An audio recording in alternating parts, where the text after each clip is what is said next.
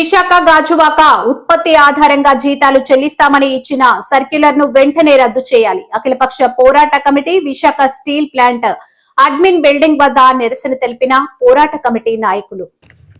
విశాఖ గాజువాక ఉత్పత్తి ఆధారంగా జీతాలు చెల్లిస్తామని ఇచ్చిన సర్క్యులర్ ను వెంటనే రద్దు చేయాలి.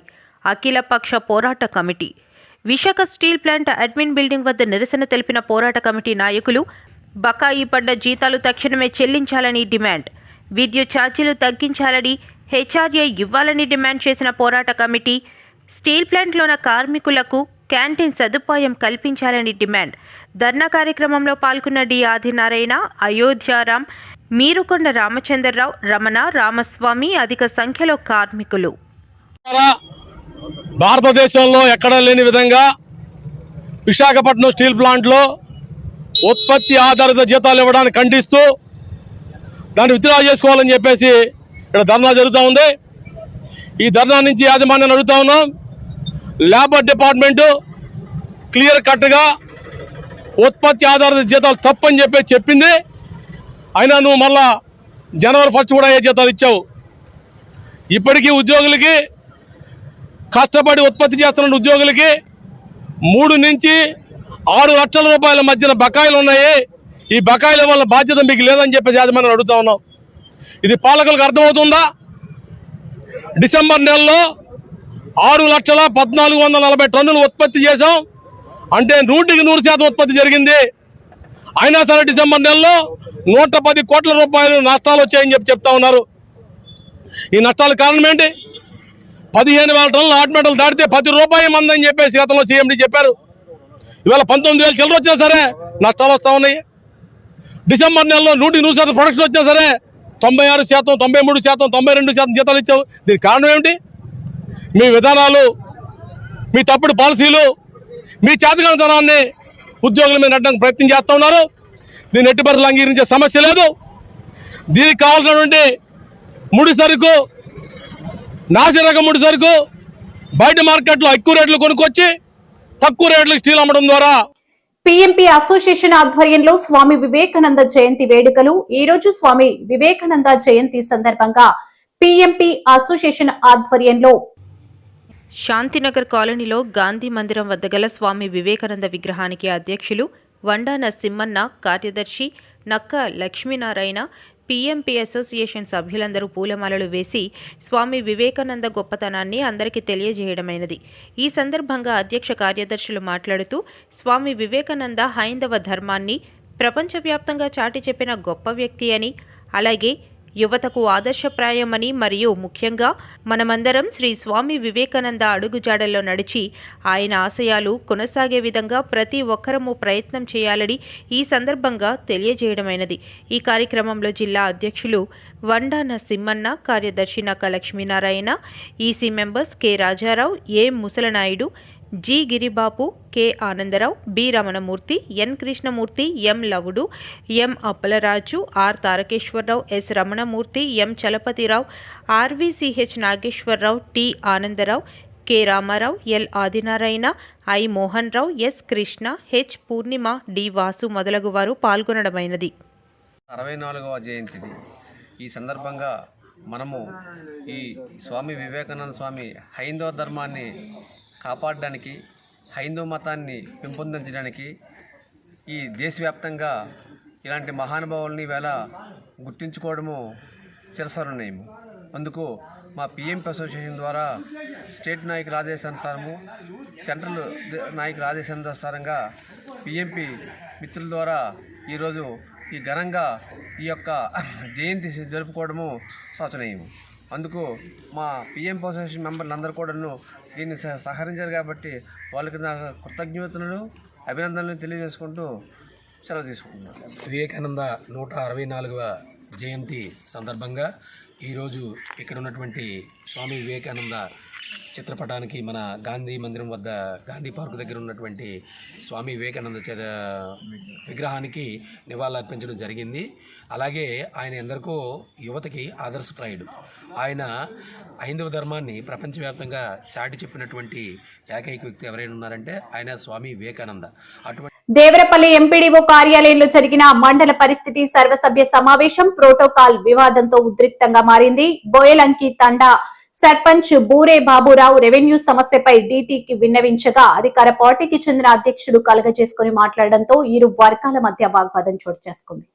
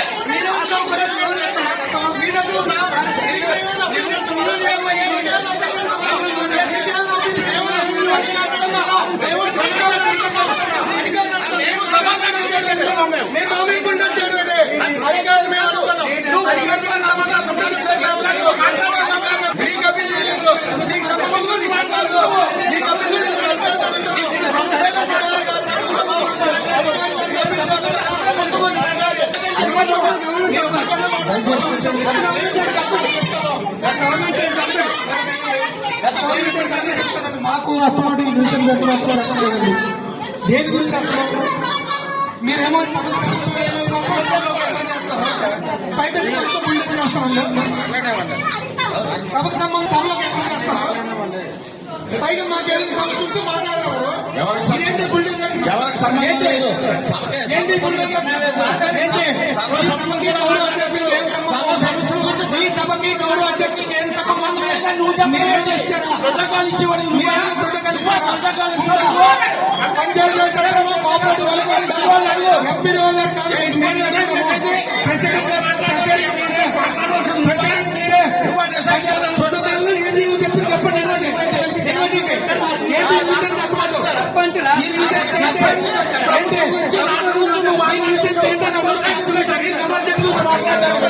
బాబు చంద్రశేఖర్ చాలా జడ్పీడీసీ బాబు సర్పంచులు ఎక్కడ కూర్చొని దయచేసి వాస్తవంగా అయితే కోఆపరేటివ్ తాలూకు సబ్జెక్ట్ కాన్స్టిట్యూషన్ అడగడానికి లేదు. ఇది ఆలకించండి. మీ తాలూకు సమస్యలు మీ కోఆపరేటివ్ తాలూకు ఏమైనా ఉంటే మీరు అడగడానికి తప్పలేదు. కానీ రెవెన్యూ సమస్య గురించి రెవెన్యూ తాలూకు సమస్యని డీటీ గారిని అడిగినప్పుడు మీరు అలా చేసుకోవాలి.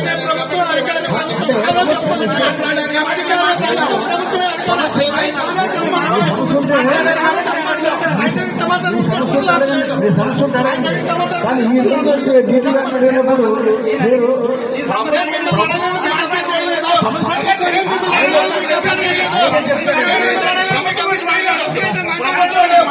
తెలంగాణ సీఎం రేవంత్ రెడ్డి చేసిన వ్యాఖ్యలపై చంద్రబాబు స్పందించకపోవడం దుర్మార్గమని వైసీపీ మాజీ ఎమ్మెల్యే విశ్వేశ్వర్ రెడ్డి మండిపడ్డారు.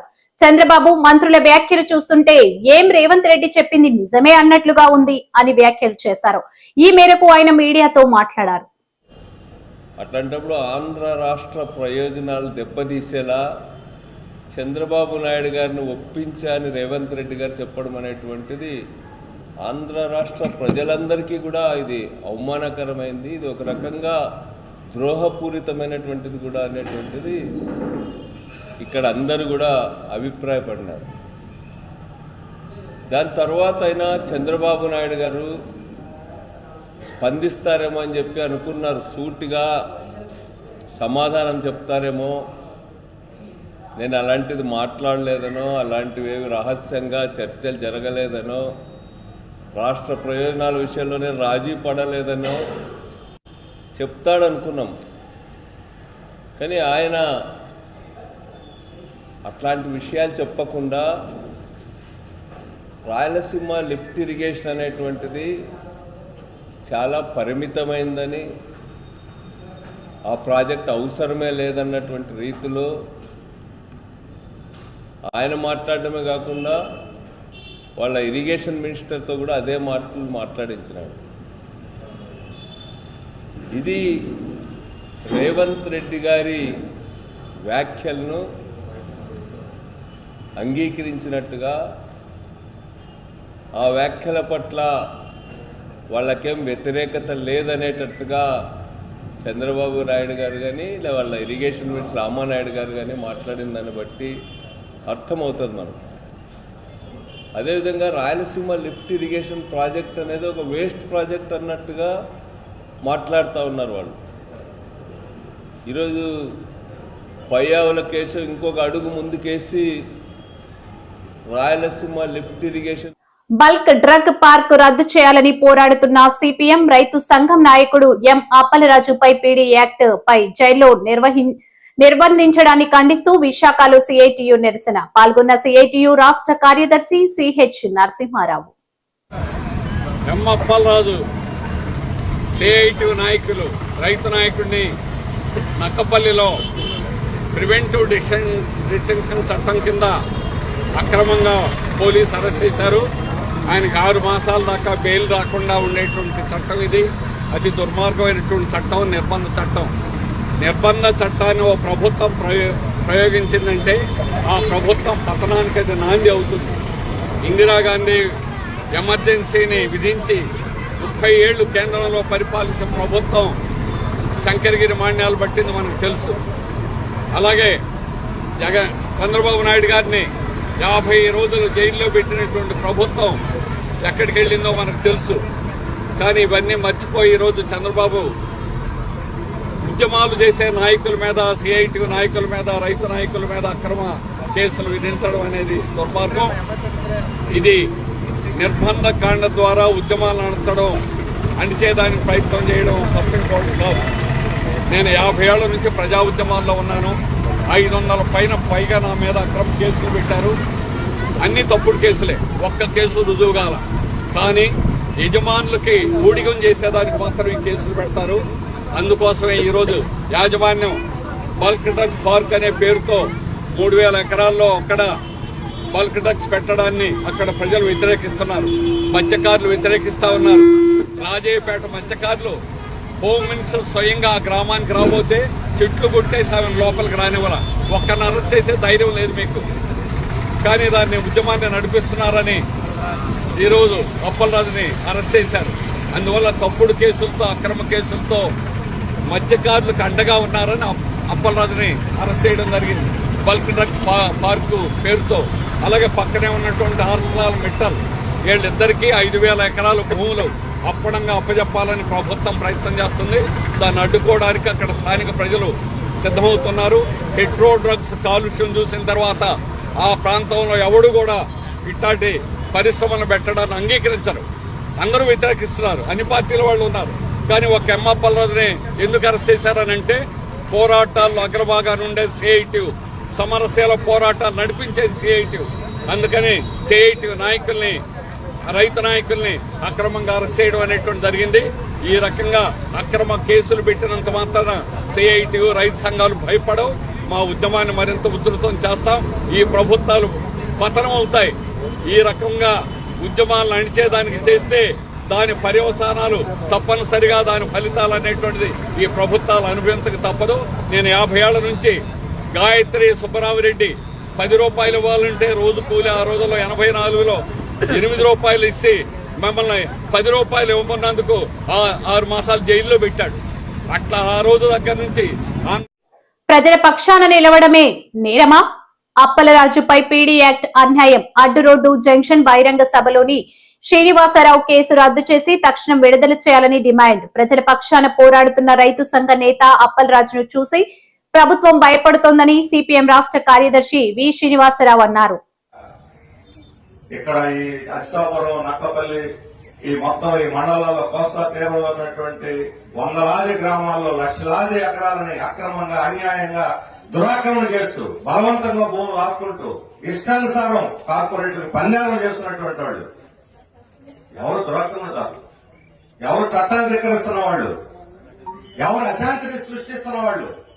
రాజయ్యపేటలో రోజుల తరబడి శిబిరం వేసుకుని పనులు అనుకుని ఆడవాళ్లు, మగవాళ్లు అక్కడే కూర్చొని మా గొంతు ఈ బల్క్ డ్రగ్ పార్కు అని చెప్పని అక్కడ వాళ్ళందరూ కూర్చొని ఆందోళన చేయడానికి కారణం ఎవరు? మీరు కాదా, మీ విధానాలు కాదని అడుగుతున్నా. ఇక్కడ హోంమంత్రిగా ఉన్నారు నియోజకవర్గం అనిత గారు. ఆమె ఇంతకుముందు ప్రతిపక్షంలో ఉన్నప్పుడు చాలా ఉద్యమాలు నడిపారు, ప్రజాస్వామ్యం గురించి కూడా మాట్లాడారు. మనందరం కూడా హర్షించాం ప్రజాస్వామ్యం కోసం ఆమె మాట్లాడిన తీరు చూసి ముచ్చటేసింది ఆ రోజు. కానీ ఈ రోజు అదే అనితమ్మ గారు తన రాజకీయ భవిష్యత్తుకు తానే సమాధి నిర్మించుకుంటున్నది అప్పలరాజు జైల్లో పెట్టడం ద్వారా నేను స్పష్టంగా చెప్పదలుచుకున్నాను. ఎవరో ఏమో చేయాల్సిన అవసరం లేదు, తన సమాధిని తానే తవ్వుకుంటా ఉన్నారు. ఆ రోజు ఏం చెప్పారు? ఈ రాజయ్యపేటలో బల్క్ డ్రగ్ పార్క్ రాదు చెప్పారు. ఈ మధ్య ముఖ్యమంత్రి గారు కూడా వచ్చి ప్రకటించారు విశాఖపట్నం. వాళ్ళందరినీ పిలిపించుకొని బహిరంగ చెప్పాలా, వాళ్ళందరినీ రహస్యంగా పిలిపించుకొని మీడియా లేకుండా వాళ్ళకు హామీ ఇచ్చారు. ఏమని? ఇక్కడ బల్క్ డ్రగ్ ఫ్యాక్టరీ పార్క్ పెట్టము, మీరు ఆందోళన పడద్దు, వెళ్ళిపోండి. మరి ఎందుకని మీడియాకి చెప్పలేదు అదే విషయాన్ని? సరే మీడియా లేదు, వాళ్ళకి చెప్పారు. మరి వాటికి నోటిఫికేషన్ ఉపసంహరించుకోవాలి కదా, ఎందుకు ఉపసంహరించుకోలేదు? నిజంగా మీరు నిజాయితీగా ఇక్కడ బల్క్ డ్రగ్ పార్క్ పెట్టడం లేదు అనే కానీ విశ్వసించి ప్రజలకు హామీ ఇచ్చుంటే, నిజాయితీగా హామీ ఇచ్చుంటే ఈ పార్టీకి ఆ నోటిఫికేషన్ ఉపసంహరించుకొని ఉండాలి. అది ఉపసంహరించుకోలేదు అంటే మీ మాటల్లో నిజాయితీ లేదు అని చెప్పి నేను చెప్పదలుచుకున్నాను. ఈ రకంగా ఎంతకాలం మోసం చేస్తారు జనాన్ని? సేఫ్ జోన్ లో జరిగిన ప్రమాదంపై సమగ్ర విచారణ చేయాలి. మృతుడి కుటుంబానికి ₹1 కోటి నష్టపరిహారం చెల్లించాలి. సిఐటియు రాష్ట్ర కార్యవర్గ సభ్యులు గణిశెట్టి డిమాండ్. పరవాడ ప్రాంతంలో ఉన్న సేఫ్ జోన్ షాప్ లో ఆదివారం జరిగిన ప్రమాదంలో అక్కడ పనిచేస్తున్న సర్వీస్ టెక్నీషియన్ మృతి చెందాడు. అనకాపల్లి జిల్లాలో ఉన్నటువంటి పరవాడ ప్రాంతంలో ఉన్నటువంటి పరవాడ గ్రామంలో సేఫ్ జోన్ అనేటువంటి ఒక గ్యాస్ సంస్థ అనేటువంటి నెలకొల్పారు. ఈ గ్యాస్ అనేటువంటి ఫార్మా పరిశ్రమలు గ్యాస్ సరఫరా చేసేటువంటి సంస్థను ఇక్కడ నెలకొల్పారు. ఈ సంస్థలో నైట్రోజన్ సంబంధించినటువంటి అమోనియాకి సంబంధించినటువంటి గ్యాస్ అనేటువంటి ఫిల్లింగ్ చేస్తారు. ఒక 4 సంవత్సరాల అనుభవం ఉన్నటువంటి ముమ్మడి సూర్యప్రకాశ్రావు అనేటువంటి కార్మికుడు, 45 సంవత్సరాలు ఉన్న కార్మికుడు ఇక్కడ విధులు నిర్వహిస్తా ఉన్నాడు. ఆయన ఒక్కసారిగా గ్యాస్ పేలుడుతో ఆయన మృతి చెందినటువంటి పరిస్థితి. విశాఖపట్నం కేజీహెచ్లో మృతదేహాన్ని పెట్టారు. మృతదేహాన్ని ఏదైతే పెట్టారో దానికి కేజీహెచ్లో పోస్ట్ మార్టం నిర్వహించి కుటుంబానికి అందజేయాలనే ప్రయత్నాలు జరుగుతున్నట్లుగా తెలిసింది. అందుకని కుటుంబానికి నష్టపరిహారం ₹1 చెల్లించండి, కుటుంబాన్ని ఆదుకోండి. అదే సందర్భంలో ఈ సేఫ్ జోన్ అనేటువంటి సంస్థకి ఏ రకమైనటువంటి అనుమతులు లేవు. ఫైర్ సంబంధించినటువంటి కానీ, పొల్యూషన్ కంట్రోల్ బోర్డు నుండి కానీ, లేకపోతే ఇన్స్పెక్టర్ ఆఫ్ ఫ్యాక్టరీ నుండి కానీ ఏ అనుమతులు లేవు. అన్ని కోణాల నుండి దర్యాప్తు చేసి ఈ సంస్థపై చర్యలు తీసుకొని నివాస ప్రాంతాల మధ్య ఇట్లాంటివి నెలకొల్పడం వల్ల ప్రజల ఆరోగ్యాలతో, ప్రజల జీవితాలతో చెలగాటం. ఈ ప్రమాదం మరింత పెరుగుంటే మాత్రం ఈ పక్కన ఉన్నటువంటి నివాస ప్రాంతాల్లో ఉన్న ప్రజలు కూడా మృతి చెంది ఉండేవారు. కాబట్టి ఈ మృతి చెందిన కార్మిక కుటుంబాన్ని ఆదుకోవడంతో పాటు ఈ యాజమాన్యం మీద క్రిమినల్ చర్యలు తీసుకోవాలని అనకాపల్లి జిల్లా సిఐటియు డిమాండ్ చేస్తాం.